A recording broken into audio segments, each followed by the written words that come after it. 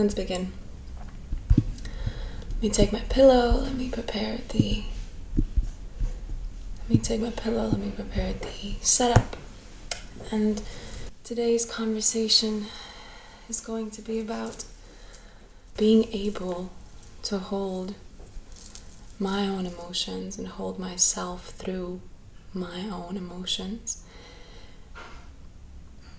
which can be crying, which can be shaking, which can be screaming, which can be anything that might seem uncomfortable. This conversation is going to be about that, about building the trust towards being able and being trusting in yourself, that you can hold yourself. So even now I'm with this pillow because I'm feeling some anxiousness inside of me, and I feel that this is what I want right now. So that's what I'm doing. And as I'm saying that, I have chills. So yeah, I'll start with yesterday. I'll open up my notes, because yesterday when going to sleep, I had something come up. Yesterday's situation. I was writing about some of my deepest emotions. I was writing about them. I felt trembles. I felt my body shaking and shivering. So that was already like my body is letting it out. And then it felt like the truth is coming up and out. It just felt like it's releasing. And right at that time, when I was writing it down in my phone notes. And right at that time when I was writing, I have my phone set on the focus personal mode. I opened up the notification center where all my notifications come in, and a new release from the artist Face Soul had come, an album. And I opened to one song, and it was spot on. It was yes. It was exactly what I had been dealing with. And I went into crying, and that was such deep crying. My body was folding as I was crying, and I was folding, and I was releasing, and it felt so deep and raw. And then my body started to tremble, and I felt that it feels good to tremble. Not just to tremble, but to shake my whole body. It felt good to do that. So I did that. And as I was doing it, I had this realization come up that I can hold myself through this and know that I'm doing the right thing and that it will be okay afterwards. That I will lead myself and be with myself and trust myself and guide myself through it and love myself through it. Understanding emotions has been a journey for me, most definitely. And it is something I feel so passionately about. What else did I write there? Yeah, to hold myself through what I feel. I trust myself to guide myself through it and come up again. I trust myself, and it took time to get here. I can tremble, I can shake, I am learning to scream. But through it all, I feel that I can hold myself, and I'll come up out on the other side better for it all. And this didn't come easy. This was a long time work put in. Because I remember when I was having moments of deep crying, I was on my knees on the ground, and I had moments of deep crying. What I chose to do instead at one point was to start saying, I love you, it doesn't matter to me, I love you, and I'm here with you. I see you, you are okay with me. I am here. I love you. And I trust myself. And I started saying these phrases as I was in those emotions. And that started to shift something in my mind. Because I totally understand the feeling of the emotion being so big that you feel like you cannot get out of it. And it feels like it's something so overtaking, that it feels like it's something so raw and so honest, but you can't quite hold it. You don't know how to. I started giving myself that honesty. Giving myself the phrases that I needed to hear. And it has led me to this. That I can go to sleep and I can know that even if I feel anxiety for 3 days in a row, or more, sometimes, that I know it will be okay. I will come up and out, all the better for it.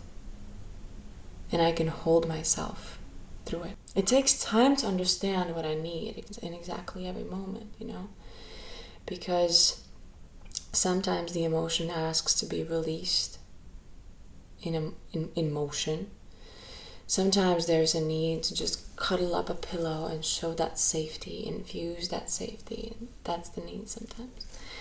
And sometimes the need is to just understand that, yeah, it might not go away at this very moment. It might not go away at this very moment, and that's okay too. There might be a desire to end it right here and right now. But to understand that this emotion might be present with me at this moment, and that's okay. I don't have to rush to fix it. I can stumble through it. I can be what I am. And I can still love myself as I am.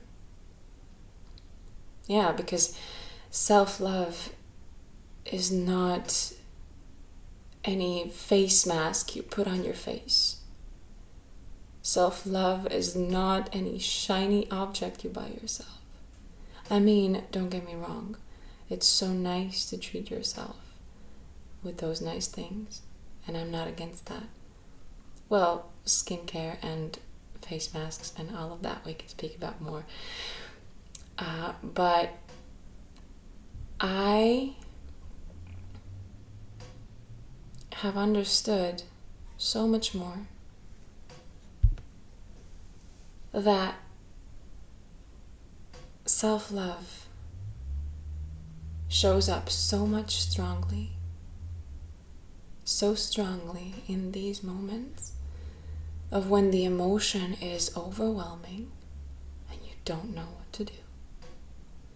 Meeting yourself at that point with love and compassion and understanding is self-love. Not bashing all out on yourself. And it's not a one day's task. It's not a one-time thing. It takes time to do that, to learn that, to understand that, and to practice that. But I remember I sang songs to myself, which were, there's a song from the movie Wish, which is called, hold on, how is it called? Oh my god. I will protect you at all costs. It's called At All Costs. And I sang that song to myself when I was in deep pain. Even accepting the fact that deep pain might be okay.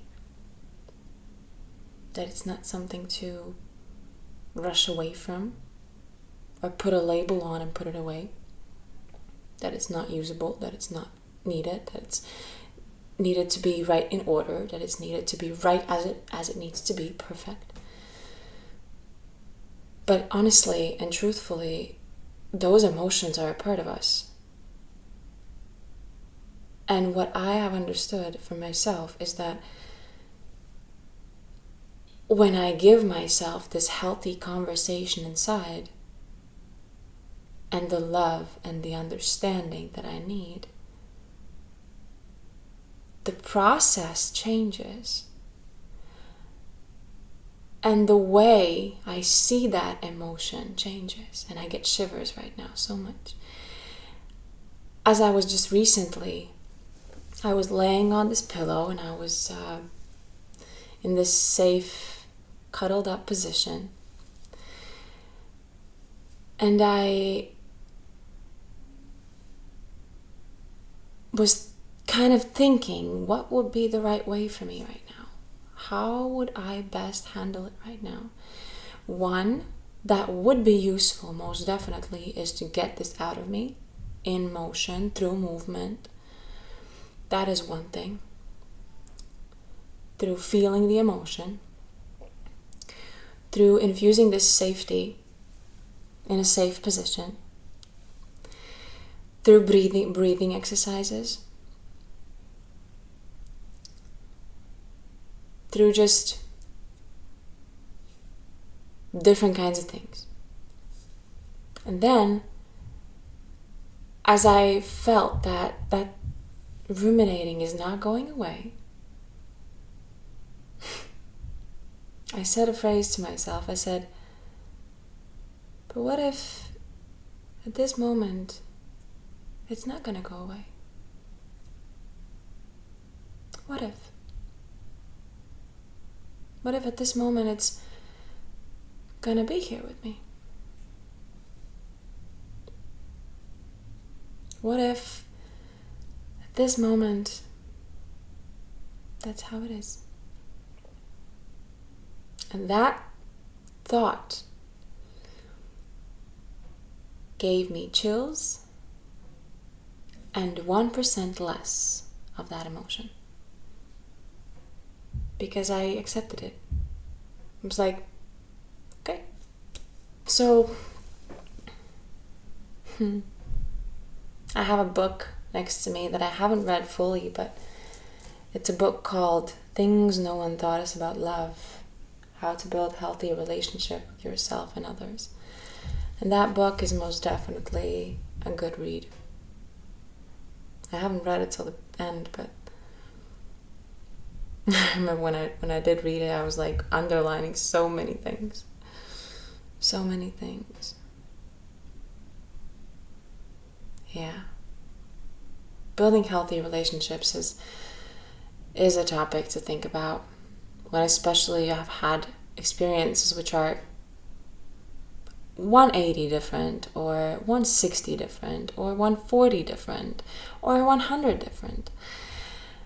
Even then, those experiences are with you, and building healthy relationships takes effort and takes time to learn how it works. How do I show up? How do I do things? You know? But somehow that's a goal. So, yeah, I think I said everything for this day. I'm gonna take the rain tree, okay? And I think I want to put on my jacket before I do it. I've never understood how you actually call these, like, it's not a jacket, but how do you call them? How do you call them? Okay, let's go.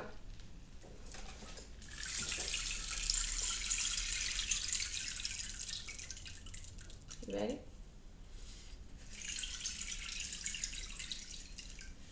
I am.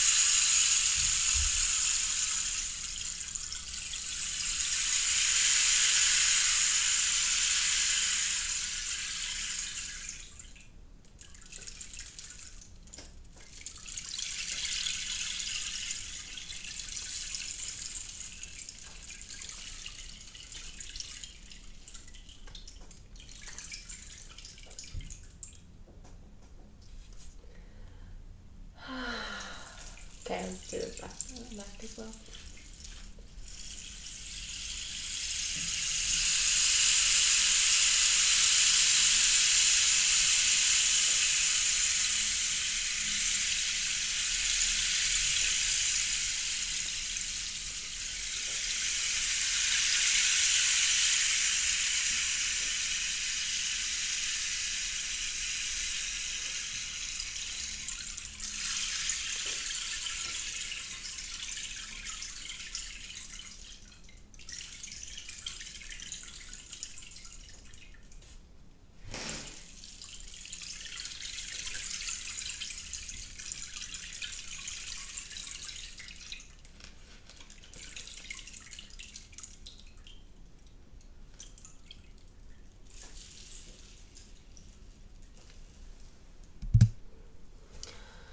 Okay,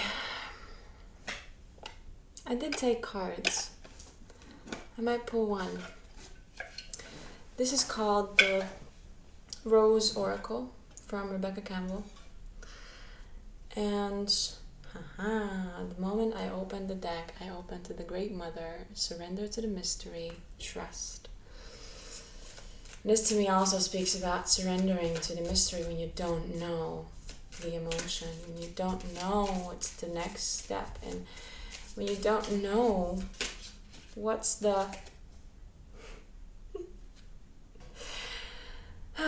okay, so yeah, when you don't know what is the way forward or how to accept it or how to be with it. And I'll tell you what came out, but as I opened it again, it opened up to Sophia, which reads divine plan, wisdom, destiny. Divine plan, wisdom, destiny. Divine plan, wisdom, destiny. Wow. Okay, I like these cards. These two cards to me, the ones that didn't come out but that I opened up to, they speak to me about something divine, unknown, the big universe that we have, the answers that we do not know, but the divine power that is there. It speaks to me about that. I'm sensing a very, very strong energy, which is unclear to us sometimes. And yeah, opened up to it again. So what came out was the Rose of Venus. Flow, harmony, right relationship. And it speaks about also the right relationship within. This card speaks about also the right relationship within. Let's open up to it and see what is the message inside of it. Let's open up to it and see 174.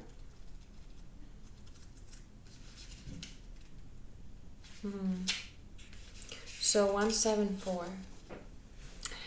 The Rose of Venus. Flow, harmony, right relationship. The Fibonacci series and the golden ratio on which it's based is a number sequence in which each number is the sum of the preceding two numbers. A rose's petals hold the golden ratio, with each new set of petals growing in the spaces of the previous set. Perhaps this is why we feel changed by gazing into the spiral of a rose. The original rose looked very different to those we grow today. It possessed 5 petals, and interestingly, if we track the movements made by the planet Venus as she orbits the Sun over a period of 8 years, we see they create a 5-fold rose pattern called the Rose of Venus. Venus was the Roman goddess of love, sex, and fertility. Of love and fertility. And her symbol was the rose.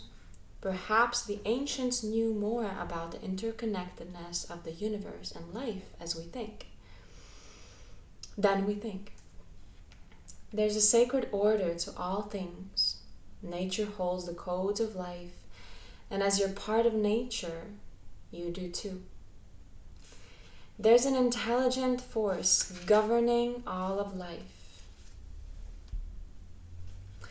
The same force that tells flowers when to bloom and the planet how to spin exists within you. Our tendency to overanalyze and overthink can get us out of alignment with nature and thus life. Our resistance to change does this too. This card is an invitation to look at anything that doesn't feel in alignment. It's a reminder. Oh wow.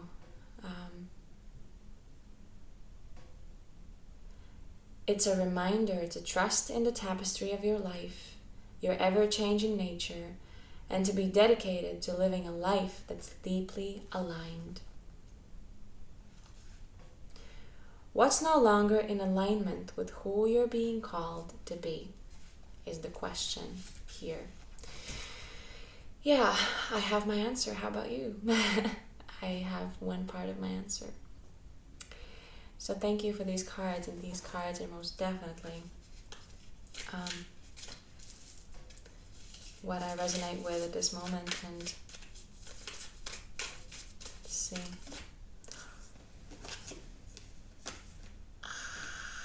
Okay.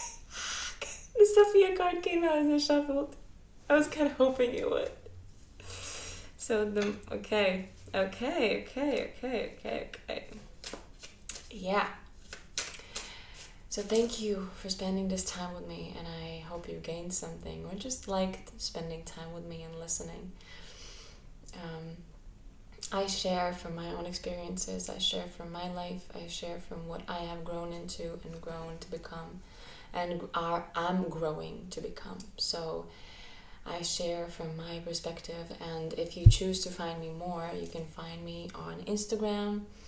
You can find me on my website, you can find me on Instagram, and yeah, I'll see you there. Thank you. Bye.